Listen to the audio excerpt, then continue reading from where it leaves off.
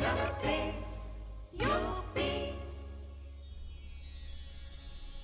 नमस्कार। एक बार पुनः आप सबका बहुत बहुत स्वागत है डीडीयूपी के खास प्रोग्राम में जिसका नाम है नमस्ते यूपी। तो पूरे यूपी को आप सभी दर्शकों को प्यार भरा नमस्ते करने के बाद शुरू करते हैं आज का कार्यक्रम।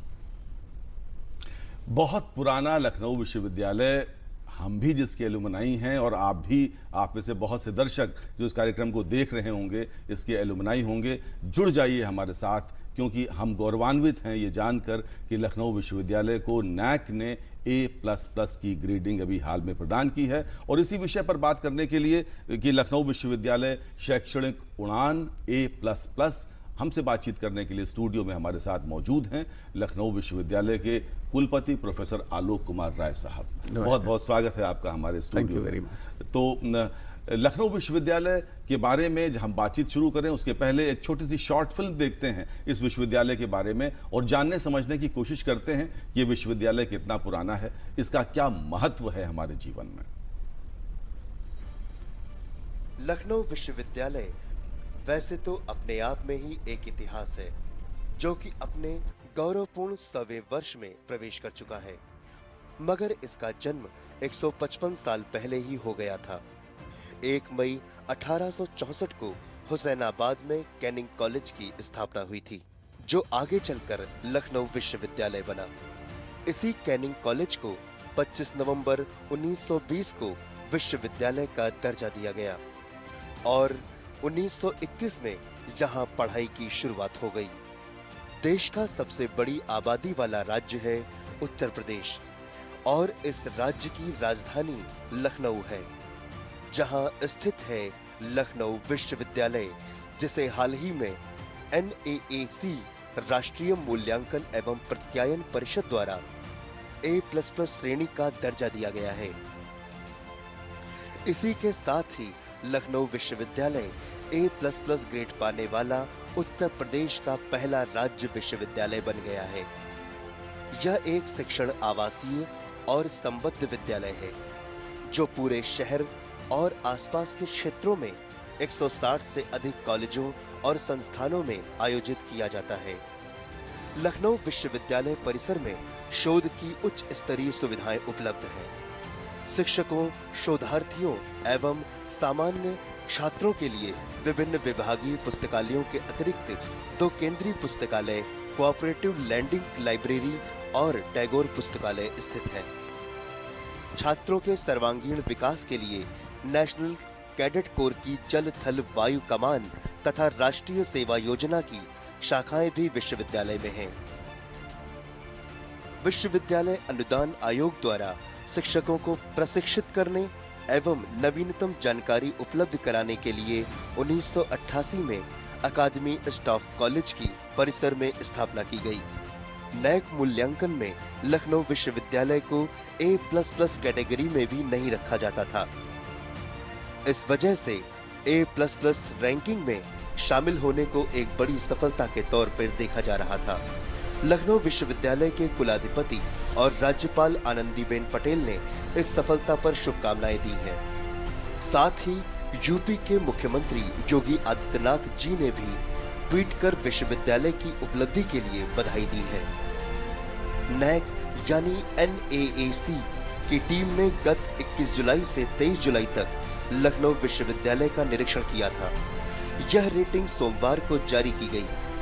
लखनऊ विश्वविद्यालय के कुलपति प्रोफेसर आलोक कुमार राय ने इसे विश्वविद्यालय के शिक्षकों तथा शिक्षणेतर कर्मचारियों की सामूहिक प्रयास और तैयारियों का नतीजा बताया। तो प्रोफेसर आलोक कुमार राय हमारे साथ सशरीर उपस्थित हैं स्टूडियो में। कौन सी जादू की छड़ी आपने चलाई, क्योंकि 2014 में तो बी मिला था सिर्फ, 2022 में A++। आपका नेतृत्व, आपकी टीम, आपकी तैयारी, आपकी मेहनत, क्या था इस सफलता का राज? सबसे ऊपर तो हमारी महामहिम है, उनका बड़ा कंसर्टेड एफर्ट रहा है और वो लगातार यूनिवर्सिटीज़ को मोटिवेट करती हैं कि वो अपना एक्सीलेंस, एक तो एक्सीलेंस परस्यू करें, दूसरा एक्सीलेंस एग्जीक्यूट करें, तीसरा एक्सीलेंस का रिकॉग्निशन पूरे हिंदुस्तान में कराएं। National assessment and accreditation council एक भारत सरकार के शिक्षा मंत्रालय की एक संस्था है जो संस्थाओं को एक्रेडिट करती है और असेस करती है। राष्ट्रीय स्तर पर हर प्रकार के इंस्टीट्यूशन के एक्रेडिटेशन के परव्यू में आकर अपनी श्रेष्ठता को साबित करने से उत्तर प्रदेश की उच्च शिक्षा और उच्च शिक्षण संस्थान की गुणवत्ता स्थापित होती है। तो सबसे पहले तो हम लोग ड्राइव हुए महामहिम के उस परसिस्टेंट परसुएशन से। उसके बाद इंस्टीट्यूशन, आप खुद स्वयं वहाँ के छात्र रहे हैं, आप जानते हैं इंस्टीट्यूशन बहुत डीप रूटेड है, उसका सोल भी बहुत पायस है। मेरा काम ये था कि उसको कंटेम्प्रेरी बनाना और उसको एक निश्चित विधा, एक सांचे में ढालकर उस प्रस्तुति के लिए तैयार करना जिसके थ्रू हम पूरे हिंदुस्तान में अपनी श्रेष्ठता को स्थापित कर सकें।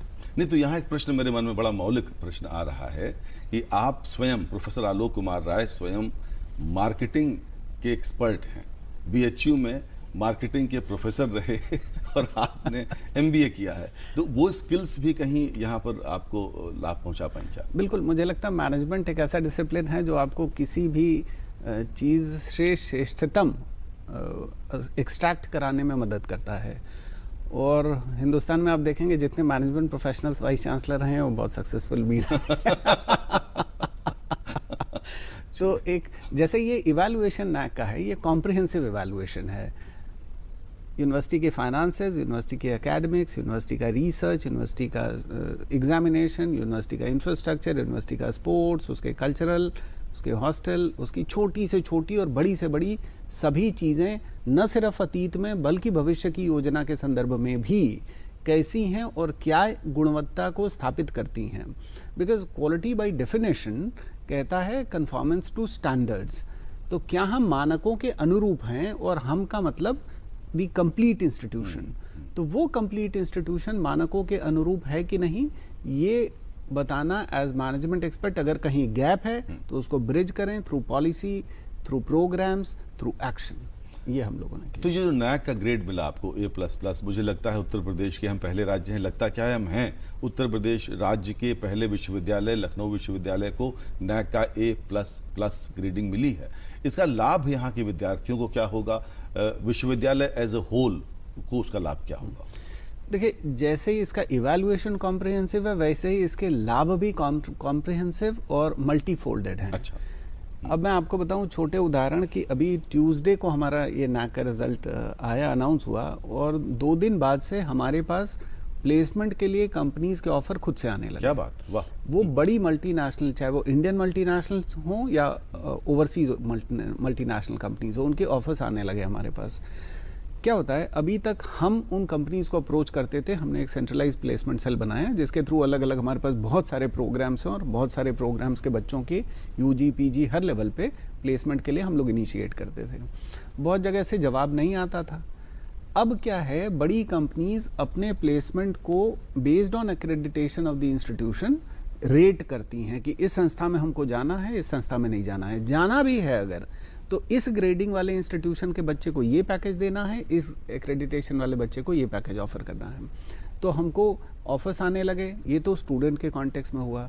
इसी तरह से हमारे कई डिफरेंट रिसर्च और ग्रांट की कैटेगरी में अब जो कि हम हाईली रेटेड इंस्टीट्यूशन हैं, तो हम ऊपर वाले ब्रैकेट में टर्म किए जाएंगे। तीसरा, सरकार की कई सारी ऐसी योजनाएं हैं, जैसे फॉर एग्जांपल मैं आपको बताऊं, हम ओपन डिस्टेंस लर्निंग शुरू करने जा रहे हैं बहुत जल्दी। हमारा एक्रेडिटेशन अब हमको अलाउ करता है कि हम बहुत कॉम्प्लेक्स प्रोसीजर के थ्रू न जाकर सीधे और एक बहुत छोटे माध्यम से जा सकें, क्योंकि हमारी गुणवत्ता सरकार की ही एक संस्था ने इस्टेब्लिश करी हुई है। तो इस तरह के बहुत सारे लाभ विश्वविद्यालय को कॉम्प्रिहेंसिव होलिस्टिकली प्राप्त होने जा रहे हैं। एक शेर मुझे याद आता है कि बुलंदी देर तक किस शख्स के हिस्से में रहती है, कि बुलंदी देर तक किस शख्स के हिस्से में रहती है। बहुत ऊंची इमारत हर घड़ी खतरे में रहती है। आपकी इमारत बहुत ऊंची हो गई है, आप A++ हो गए हैं, तो आपकी रिस्पॉन्सिबिलिटीज भी बढ़ गई। एग्जैक्टली। तो वो क्या है, उसके बारे में बताएं। सबसे बड़ी चीज़ तो अब जबकि बच्चा हमारे पास एक फंडामेंटल बात यह है कि एजुकेशनल इंस्टीट्यूशन छात्र के लिए है जी। अब हम अपेक्षा करते हैं कि इस बार से और ऑनवर्ड्स जो बच्चे हमारे पास आएंगे वो थोड़ी ऊंची एक्सपेक्टेशन के साथ आएंगे। हम एज एन इंस्टीट्यूशन उसकी एक्सपेक्टेशन को किस हद तक मीट कर पाते हैं, ये हमारे लिए, हमारे टीचर्स के लिए, हमारे नॉन टीचर स्टाफ के लिए एक बड़ा चैलेंज होगा, बहुत बड़ा चैलेंज। कैसे उसे मीट आउट करेंगे? मैं हमेशा से कहता हूँ कि स्ट्रेंथ इस इंस्टीट्यूशन की हमेशा से रही है। बीते कुछ समय में क्योंकि रिक्रूटमेंट्स नहीं हो रहे थे तो टीचर्स हर साल रिटायर हो जाते थे, नए नहीं आ रहे थे। हम लोग अभी 100 से ज़्यादा टीचर्स रिक्रूट किया और मैं आपको दावे से कहता हूँ कि श्रेष्ठतम यूनिवर्सिटी में अप्लाई करने वाले और उस विषय में उपलब्ध श्रेष्ठतम लोगों का हमने चयन किया, जिनका ओवरसीज एक्सपोजर, चाहे उनके प्रोजेक्ट का एक्सपोजर, चाहे उनके रिसर्च पब्लिकेशंस का एक्सपोजर, चाहे उनकी एकेडमिक्स अच्छी होने का एक्सपोजर, चाहे दूसरे कॉर्पोरेट एक्सपोजर्स, इन एक्सपोजर के आधार पर हमने सिलेक्शन किया। तो मुझे लगता है अब बच्चों को the kind of education that we would be providing, not just teaching की मैं बात कर रहा हूँ, मैं कंप्लीट कॉम्प्रिहेंसिव एजुकेशन की बात कर रहा हूँ, तो वो एजुकेशन का इकोसिस्टम हम उनको दे पाएंगे। दूसरा, हम holistic development of the institution को स्टूडेंट को एम करते हैं, न सिर्फ उसको सिर्फ क्लास में अच्छा पढ़ा देना या लैब में अच्छी रिसर्च सिखा देना या एक अच्छा इकोसिस्टम दे देना, बल्कि हमारे हैप्पी थिंकिंग लैब ने बहुत गजब काम किया। बीते 2 वर्षों में हम लोगों ने उसको स्थापित किया। बच्चों के सर्वांगीण विकास में हम लोगों ने बहुत सारे स्पिरिचुअल ऑर्गेनाइजेशंस के साथ टाई अप करके बच्चों के उस एस्पेक्ट को टच करने की कोशिश की जो अदरवाइज एजुकेशनल इंस्टीट्यूशंस नहीं टच करते हैं। तो ऐसे बहुत सारी चीज़ों को हम और मैच्योर कर रहे हैं। हमारा मेंटरिंग सिस्टम इस समय पूरे देश में मॉडल बना हुआ है। जिस तरह से हम बच्चों के साइकोलॉजिकल, स्पिरिचुअल और इवन फाइनेंशियल मेंटरिंग का एक प्रोसेस इंस्टॉल किया हम लोगों ने अपने इंस्टीट्यूशन में, तो इस तरह से एक कंप्लीट प्रोसेस बच्चे के सर्वांगीण विकास के लिए, होलिस्टिक डेवलपमेंट के लिए हम एम कर रहे हैं। और वो मुझे लगता है हम जो चैलेंज आप जिसकी बात कर रहे हैं वो will be able to meet. हम सबके लिए बहुत गौरव का क्षण है, बहुत खुशी की बात है, बहुत आह्लादित हैं हम सब। हमारा विश्वविद्यालय नैक ग्रेडिंग में A++ हो गया है। हमसे बातचीत के लिए आज हमारे स्टूडियो में मौजूद हैं प्रोफेसर आलोक कुमार राय, जो कुलपति हैं लखनऊ विश्वविद्यालय के। बातचीत का यह सिलसिला जारी रहेगा। नमस्ते यूपी में आज हमारे अतिथि हैं लखनऊ विश्वविद्यालय के कुलपति प्रोफेसर आलोक कुमार राय। हम अपनी बातचीत को आगे बढ़ाते हैं। न्यू एजुकेशन पॉलिसी सरकार ने लागू की, जो पिछले एकेडमिक कैलेंडर से आपने अपने विश्वविद्यालय में लागू कर दी। और न्यू एजुकेशन पॉलिसी यानी कि नई शिक्षा नीति की योजना है 2040 तक पूरा आमूलचूल परिवर्तन, देश का शैक्षणिक आमूलचूल परिवर्तन हो जाए। तो वो क्या है, थोड़ा संक्षेप में हमारे दर्शकों को बताएं। न्यू एजुकेशन पॉलिसी क्या है और कैसे आपने उसको लागू किया? देखिए, न्यू एजुकेशन पॉलिसी के 2 भाग हैं। मैं हायर एजुकेशन पे कॉन्सेंट्रेट करूंगा।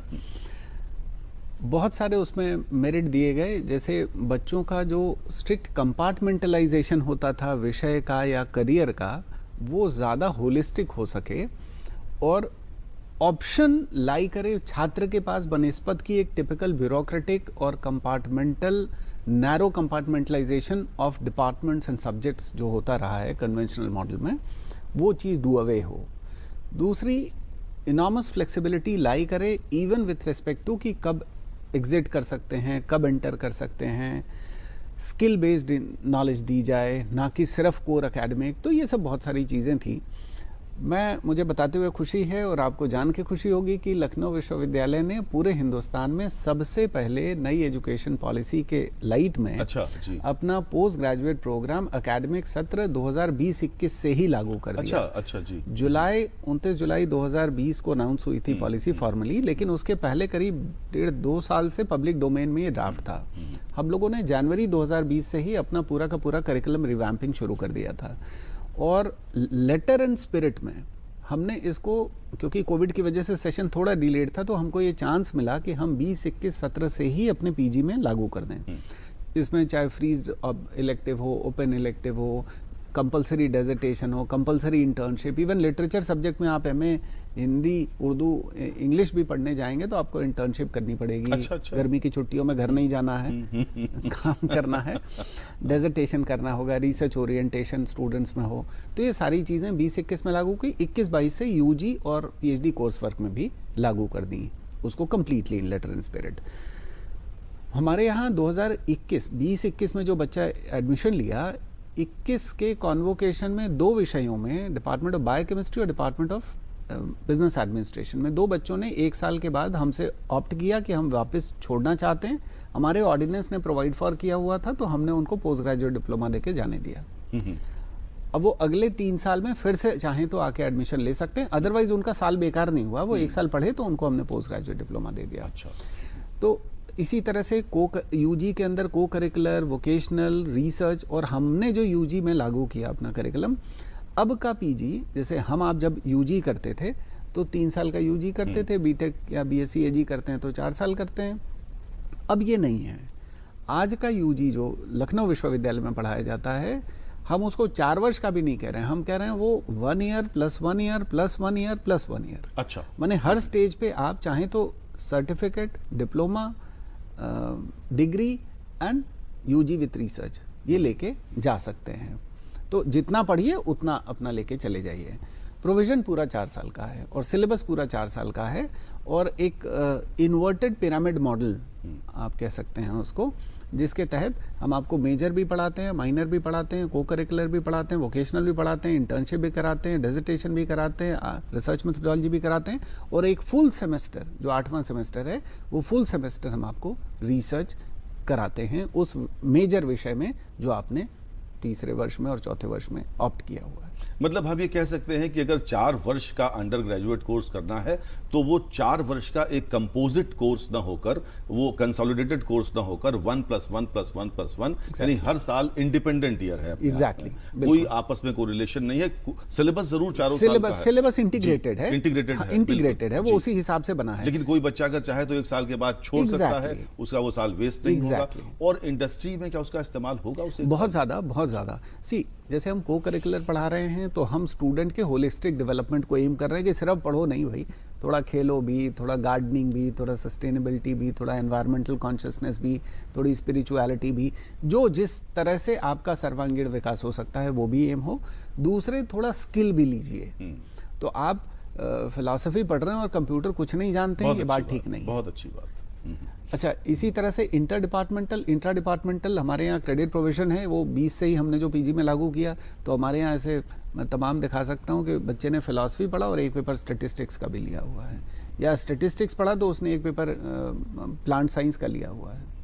तो इस तरह से अपने अंतर विषयी और अंतरा विषयी, inter departmental and intra departmental credit transfer provisioning भी हमारे पास हमारे सिलेबस में। जो हमारी प्राचीन प्रणाली हुआ करती थी शिक्षा की, मुझे लगता है हम उसी तरफ बढ़ रहे हैं। और उस शिक्षा प्रणाली में जो सनातन शिक्षा प्रणाली थी वो ये थी कि आप किसी एक विषय के परम विद्वान अगर बन गए, उद्भट विद्वान अगर बन गए तो क्या, यदि आपकी विद्वत्ता समाज के लिए काम नहीं आ सकती तो आपके विद्वान होने से कोई लाभ नहीं है। अगर आप अर्थशास्त्र के विद्वान हैं तो आपको समाजशास्त्र का ज्ञान भी थोड़ा बहुत होना चाहिए, आपको तकनीकी का ज्ञान भी थोड़ा बहुत होना चाहिए, ताकि आप एक कॉम्प्रहेंसिव अप्रोच को लेकर समाज के प्रति जागरूक भूमिका निभा सकें। कुछ क्या यही भाव न्यू एजुकेशन पॉलिसी का है संक्षेप में? एग्जैक्टली। मैं जैसे अपने विषय का उदाहरण दूं, मैनेजमेंट का। पहले एक कॉन्सेप्ट होता था marketing manager, finance manager, HR manager, IT manager, operations manager. आज की तारीख में जो कॉन्सेप्ट है वो बिजनेस मैनेजर का है। Now any business decision can not be taken in isolation. उसको अकेले आप नहीं ले सकते हैं जब तक दूसरे उसके इम्पैक्ट दूसरे विषयों और दूसरे फंक्शंस ऑफ द ऑर्गेनाइजेशन पे क्या है। तो इस तरह से हम जो बच्चे तैयार करना चाहते हैं वो तैयार करना चाहते हैं देश के लिए, समाज के लिए, through the specific skill that the student has in the respective domain। तो आपने बहुत सही बात कही कि अर्थशास्त्र समाज से अलग नहीं हो सकता है, या दर्शन शास्त्र तकनीक से अलग होगा तो वो ऑब्सोलीट हो जाएगा। बिल्कुल। लिटरेचर आज की तारीख में, आप तो लिटरेरी काम कर रहे हैं, लिटरेचर या जर्नलिज्म बिना टेक्नोलॉजी के या बिना सोसाइटी के या बिना इकोनॉमिक्स के वो धीरे धीरे समाज के बाहर हो फेड जाएगा। आउट हो जाएगा, बिल्कुल। तो एक कॉम्प्रिहेंसिव और holistic education for holistic development of the student, for holistic development of the society, ये तीनों आपस में जुड़े हुए हैं और वही हमको देश को और समाज को आगे और दीर्घजीवी बनाएंगे। लेकिन मुझे ऐसा लगता है कि छात्रों में ये बात प्रचारित हो, छात्राओं में ये बात प्रचारित हो कि अब 12वीं करने के बाद अंडर ग्रेजुएट करने की प्रणाली क्या हो गई है, तो इसके लिए उन तक ये बात पहुंचे, इसके लिए विश्वविद्यालय को बहुत उपाय करने पड़ेंगे। हाँ, हम लोग जगह जगह छोटे छोटे सेमिनार भी करते हैं। अभी मैं एक छोटा उदाहरण बताऊं कि बीते 2 वर्षों में हमारी महामहिम का बड़ा फोकस रहा है कि इंस्टीट्यूशन समाज के साथ जुड़ें। तो हम लोग बहुत सारे इनिशिएटिव लेके छोटे छोटे कॉलेजेस में भी जाते हैं, स्कूल्स में भी जाते हैं। जैसे अभी हाल में हम लोगों ने एक इनिशिएटिव किया, गर्ल्स इंटर कॉलेजेस में हम sanitary pad vending machine with incinerator, कुछ समाज से धन इकट्ठा किया, उससे साधन इकट्ठा किया और वो लेके गए वहाँ डोनेशन के लिए। जब हम वहाँ गए तो बच्चे आए और गर्मी की छुट्टियों में बच्चे बहुत उत्साहित होकर आए। उसमें हमने सबसे ये आमंत्रित किया कि भाई आप हमारे यहाँ आइए और हमारे यहाँ पढ़ेंगे तो ये एडवांटेजेस हैं। एक वाइस चांसलर होने के नाते ये मेरा धर्म है कि हम जाके अपनी जो भी श्रेष्ठता है वो हम बच्चों को बताएं और बच्चों को अट्रैक्ट करें, अच्छे बच्चे हमारे यहाँ आएँ, ज़्यादा बच्चे हमारे आएँ, हम अपनी शिक्षा का जो हमको लगता है कि हम श्रेष्ठतम दे रहे हैं वो ज़्यादा से ज़्यादा लोगों तक पहुँचे। तो इस तरह से बहुत सारे प्रयास हो रहे हैं। करियर फेस्ट होते हैं, अभी हाल में मैं एक करियर फेस्ट में भी गया। तो बच्चों को सही दिशा दिखाना एज एन एजुकेशनल इंस्टीट्यूशन ये हमारा काम भी है और हम लोग उसको पूरी इस मुद्दे पर मैं आ रहा था कि अभी 12वीं के सब रिजल्ट्स आ रहे हैं, आ गए हैं और बच्चे ग्रेजुएशन में एडमिशन ले रहे हैं, तो उनको आप कुछ करियर टिप्स अगर देना चाहें अपनी खास अंदाज में तो स्वागत है आपका। मैं ये ज़रूर चाहता हूँ कि बच्चे जब भी अपना देखिए, जैसे समंदर है इस समय विषयों का और करियर का भी एक समंदर है और इंटरमीडिएट किया हुआ बच्चा बहुत पजल्ड भी होता है। आप क्या सिलेक्ट करें, मुझे ये लगता है कि सबसे पहले वो ये चाहें कि उनको क्या पसंद है। That is very very important, that is the की। दूसरी चीज़, ऐसी पढ़ाई, ऐसे विषय को ऑप्ट करिए, ऐसे कोर्स को ऑप्ट करिए जिसकी दीर्घजीविता हो। मैं जैसे मैनेजमेंट में आपको बताऊं, इंश्योरेंस सेक्टर जब लिबरलाइज हुआ तो बहुत सारे मैनेजमेंट इंस्टीट्यूशंस ने MBA insurance and risk management खोल दिया। रिटेल सेक्टर खुला तो MBA इन रिटेल खोल दिया। धीरे धीरे वो ख़त्म होते चले गए, दीर्घजीविता नहीं है। तो ये कोर्सेज के सिलेक्शन में भी इस बात का ध्यान रखें। तीसरा, ब्रांड मुझे लगता है बहुत इंपॉर्टेंट है। हम लोग कहते हैं मार्केटिंग में ब्रांड स्टैंड्स फॉर प्रॉमिस। तो आप दूरदर्शन है तो आपका मतलब है कि आप लेजिटिमेसी होगी, उसमें सत्यता होगी, उसमें ट्रस्टवर्दीनेस होगा आपकी न्यूज़ में। तो ब्रांड स्टैंड्स फॉर प्रॉमिस, एक अच्छे ब्रांड के साथ एसोसिएट होंगे आप तो आपका करियर सब्सिक्वेंटली फ्लरिश कर पाएगा। तो ये कुछ ऑप्शन हैं जो मुझे लगता है कि। और एक बात और मुझे याद पड़ती है, आपने शायद एक बार ये भी कहा था कि अगर आपको मिट्टी की सुगंध पसंद है तो आपको एग्रीकल्चर सेक्टर में जाना चाहिए। अगर आपको खिलौनों से खेलना, उसको तोड़ना, उसका पोस्टमार्टम करना पसंद है तो आपको मैकेनिकल इंजीनियरिंग करनी चाहिए। एग्जैक्टली। मैं एक उदाहरण दूं, मेरा एक भांजा है और वो जैसे टिपिकल हम पूर्वांचल से आते हैं, बच्चे को इंटरमीडिएट मैथ्स पढ़ा, साइंस पढ़ा दीजिए और उसके बाद फिर इंजीनियरिंग करा दीजिए। तो एक बार उसका एडमिशन लेने का नंबर आया तो उसने कहा कि मैं लॉ करना चाहता हूँ और मेरी सिस्टर ने उसको बहुत लताड़ लगाई। लेकिन उसने फिर एडमिशन लिया और मैं आपको बताऊं अभी उसका कोर्स कंप्लीट नहीं है। वो BA LLB इंटीग्रेटेड प्रोग्राम जो होता है वो सेकेंड ईयर थर्ड ईयर से उसके आर्टिकल्स कश्मीर से लेके तमिलनाडु तक के अखबारों में छपते हैं। उसको उसके टेस्ट की चीज़ मिल गई, वो एक्सेल कर रहा है और देश के बहुत बड़े वकील के अंडर में वो इंटर्नशिप कर रहा है और बिना किसी जानकारी के वो खुद से उनके थ्रू कम्युनिकेट किया, उसके आर्टिकल्स ने उनको इन्फ्लुएंस किया और वो अपने साथ उसको रख के इंटर्नशिप कराते हैं। तो आपको जब आपके टेस्ट की चीज़ मिल जाती है तो फिर आप उसी में एक्सेल करते हैं, अदरवाइज थोपा हुआ करियर सक्सेसफुल। हाँ, तो अपने दिल की बात सुने, आप सब अपने दिल की बात सुने, छात्रों छात्राओं, जो आपका दिल कहे वही करियर लें। माँ बाप को कन्विंस करें, अगर कन्विंस न हो रहे हों तो लखनऊ विश्वविद्यालय के कुलपति प्रोफेसर आलोक कुमार राय से संपर्क स्थापित करें। आप उनके अभिभावकों को समझा सकते हैं, मुझे लगता है। बिल्कुल बिल्कुल। तो हम बात कर रहे हैं प्रोफेसर आलोक कुमार राय से। जो महत्वपूर्ण बात मेरे दिमाग में आ रही है वो ये है, अभी हाल में एक बैंक के महाप्रबंधक से मेरी बात हो रही थी। उन्होंने मुझे बताया कि उनके पास बहुत से अभिभावक आते हैं और वो विदेशी विश्वविद्यालयों में बच्चों को पढ़ाने के लिए ललायित रहते हैं, फॉरेन भेजना चाहते हैं, और वो कहते हैं कि फॉरेन का एक बहुत लोअर ग्रेड की यूनिवर्सिटी हमारे देश की मिडिल और अपर मिडिल लेवल के विश्वविद्यालयों से बेहतर है, और वो बच्चों को बाहर भेज रहे हैं। एक सामाजिक संरचना ऐसी बन रही है कि हो सकता है आज से 10 साल, 15 साल, 20 साल के बाद यहाँ नौजवानों की नितांत कमी हो, सब विदेशों में ही पाए जाएं। तो ये जो ललक है विदेश भेजने की, इसके विषय में क्या कहेंगे आप? मैं उस इंटरप्रिटेशन से पूरी तरह अग्री नहीं करता। ये एक अट्रैक्शन है और जो चीज़ हमारे पास नहीं होती है उसके प्रति एक स्वाभाविक अट्रैक्शन होता है। मैं माननीय प्रधानमंत्री जी की उस बात की तरफ ध्यान आकृष्ट कराना चाहता हूँ जहाँ उन्होंने ये मंशा प्रकट की कि हमारे टीचर्स जिनकी क्वालिटी अच्छी है इनका हमको एक्सपोर्ट करना चाहिए कि ये बाहर जाके पढ़ाएं और बाहर हमारे कैंपसेस बाहर इस्टेब्लिश हों और बाहर के बच्चे हमारे यहाँ आएँ। मैं आपको बताऊं 2019-20 में लखनऊ यूनिवर्सिटी में करीब 50 के आसपास एप्लीकेशन थी, 20-21 में 150 हुई, 21-22 में 300 कुछ 323, और इस साल हमारे पास 850 से ज़्यादा फॉरेन स्टूडेंट्स के एप्लीकेशन हैं। अच्छा। एक कंसर्टेड एफर्ट हम लोगों ने किया, अपनी शिष्टता को स्थापित करते गए, अपनी ज़्यादातर चीज़ों को ऑटोमेट करते गए, थ्रू डिजिटल मीडियम हम कम्युनिकेट कर पाए ओवरसीज़ वर्ल्ड में। और आज हमारे पास, मैं आपको बताऊं, पूरे उत्तर प्रदेश में शायद हमारे इंस्टीट्यूशन में सबसे ज़्यादा फॉरेन स्टूडेंट्स के एप्लीकेशंस हैं। तो हम ये चाहते हैं ये देश की इकॉनमी के लिए भी अच्छा है, हमारे ब्रांड स्ट्रेंथनिंग के लिए भी अच्छा है, लेकिन और धीरे धीरे जब बाहर के बच्चे यहाँ आने लगेंगे तो यहाँ के बच्चों का जो एक स्वाभाविक आकर्षण बाहर की चीज़ों के प्रति है वो कम होगा और वो फिर हमारे यहाँ आएंगे। अदरवाइज ये एक natural attraction, laws of attraction के और अट्रैक्शन छात्रों छात्राओं में तो है ही, अभिभावकों में भी वो अट्रैक्शन है कि बच्चे को विदेश भेज दें, भले बुढ़ापे में अकेले रह जाएं, होली दिवाली यहाँ तड़पें बच्चे के बिना, और शिकागो न्यूयॉर्क जा नहीं पाएंगे बुढ़ापे में, मन लगेगा नहीं वहाँ तो, और बच्चा विदेश में एक बार चला गया तो फिर वो लौटेगा नहीं, मतलब स्वाभाविक रूप से नहीं। लेकिन बाहर भी बहुत अच्छी संस्थाएं हैं, लेकिन हम ये कह रहे हैं कि हिंदुस्तान में भी बहुत अच्छी संस्थाएं हैं। बिल्कुल। जो वहाँ बहुत अच्छी संस्था में जा सकते हैं वो जाएं, लेकिन सेकेंड रैंक इंस्टीट्यूशन में जाकर हमारे यहाँ के क्वालिटी एजुकेशन को डिप्राइव करना, क्योंकि हम अल्टीमेटली उन अच्छे बच्चों से महरूम रहते हैं। बिल्कुल। और हमारे देश, जी आप, हमारे देश ने हमको बहुत कुछ दिया है तो उसे वापस देना भी हमारा दायित्व होता है। अगर आपने पानी का दोहन किया है, अपने घर में आपने बोरिंग करा के जमीन से पानी निकाल रहे हैं, तो रेन वाटर हार्वेस्टिंग करके जमीन में वापस पानी डालना आपका दायित्व है। जो आपने लिया है वो आपको वापस करना चाहिए, वो नेचुरल लॉ है, लॉ ऑफ नेचर है।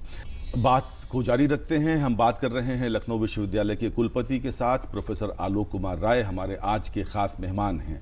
प्रोफेसर राय, लखनऊ विश्वविद्यालय में अभी हाल में लगभग 400 कॉलेजेस जुड़े हैं जो लखनऊ के आसपास के जनपदों के हैं, और पहले से भी आपके साथ अफिलिएटेड कॉलेजेस काफ़ी थे, कुल मिला के संख्या 500 के पार चली गई है। तो इतने अधिक कॉलेज अब आपके साथ जुड़ गए हैं, इसका आपकी फंक्शनिंग पर क्या असर पड़ने वाला है?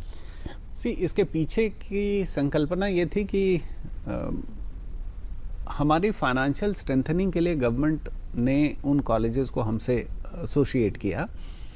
हम इसको इस रूप में देखते हैं कि हम बहुत अच्छी शिक्षा देते हैं, तो अब वो हम ज़्यादा बच्चों तक वो अच्छी शिक्षा दे पाएंगे।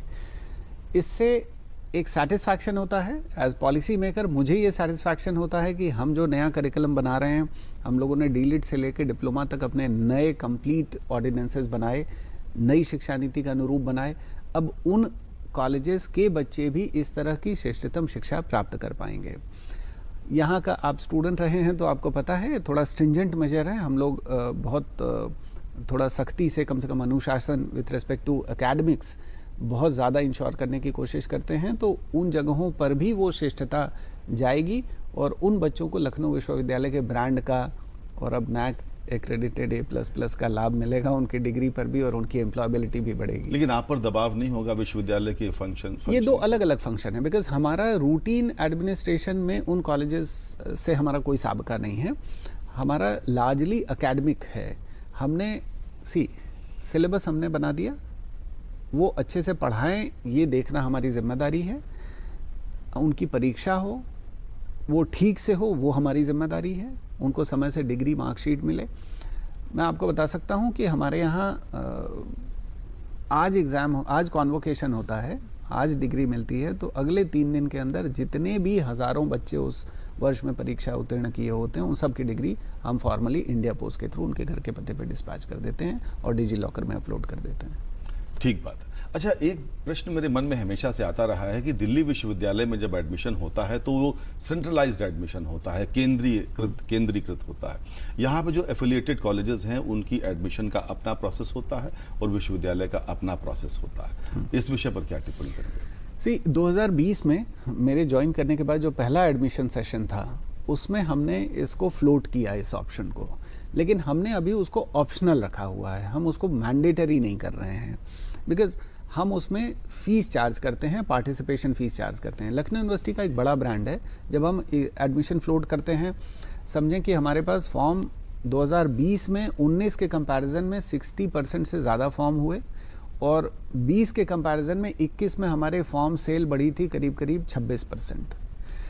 हम ऑप्शनल करते हैं और जो भी इंस्टीट्यूशन हमारे साथ ज्वाइन करता है, ऐसे करीब 200 इंस्टीट्यूशंस हैं जो हमारे साथ ज्वाइन कर रहे हैं आउट ऑफ 500। बाकी अपने आप कर रहे हैं। बाकी अपने आप कर रहे हैं। धीरे धीरे जब उनको मेरिट लगेगी तो खुद ही आएंगे, लेकिन हम फोर्स नहीं कर रहे हैं। उनका ये कहना है कॉलेजेस का कि अगर वो आपके साथ जुड़ेंगे तो जो रेवेन्यू उनका आता है, ब्रोशर बिकता है 500, 600, 700 रुपए का, वो रेवेन्यू मॉडल उनका तो वो कर लें।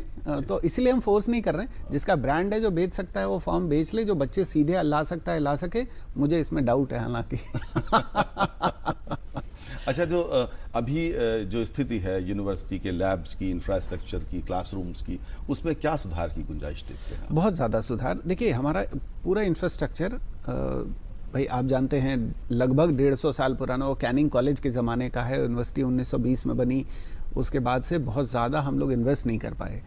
समय के साथ कुछ नए इंटरडिसिप्लिनरी सेंटर्स और मल्टीडिसिप्लिनरी रिसर्च इंस्टीट्यूशंस हम लोगों ने खड़े किए, वहाँ तो हम काफ़ी अपडेटेड रहे, लेकिन हम लगातार कोशिश कर रहे हैं। और बीते कुछ वर्षों में जो नए नए रेवेन्यू मॉडल का हम लोगों ने प्रयोग किया, उससे जो नए रेवेन्यू आए तो सबसे पहला बेनिफिशियरी वो लैब्स ही हैं। यानी वहाँ भी बहुत कुछ काम किया, काफ़ी किया गया और हमको CSR के थ्रू भी काफ़ी पैसे हम लोगों ने लिए, MP LAD fund, MLA fund से। अब अंतिम प्रश्न जल्दी से हम चाहेंगे 1 मिनट में उसका जवाब मिले, क्योंकि घड़ी की सुई लगातार आगे बढ़ रही है।